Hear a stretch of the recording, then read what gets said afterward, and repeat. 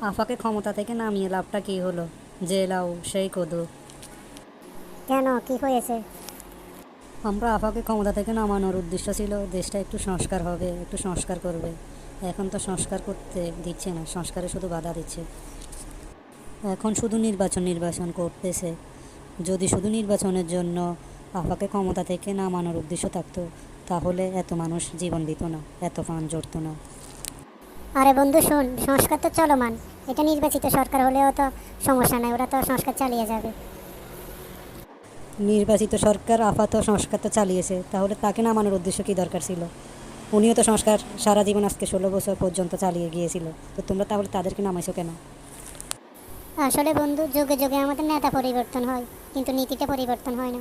নীতি যদি পরিবর্তন হতো, তাহলে আমরা সুফল ভোগ করতে পারতাম।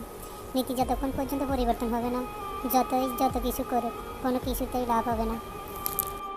যখন তাদের ক্ষমতা থাকে, তখন তারা কিছু বোঝে না, জুলুম অত্যাচার করে। আবার যখন ক্ষমতা হারিয়ে যায়, তখন তারা ফেরেশতা সেজে যায়। কারণ ক্ষমতায় যাওয়ার জন্য। ভালো মানুষ ছাড়া তো ক্ষমতা যাওয়া সম্ভব না, মানুষকে ধোঁকা দিয়ে ক্ষমতা যাওয়ার জন্য। এই হলো যে সমস্যা। এইভাবে আমাদের দেশটাকে ধ্বংস করে দিয়েছে। আল্লাহ যেন আমাদের নেতাদেরকে নীতিটা পরিবর্তন করার তৌফিক দান করে।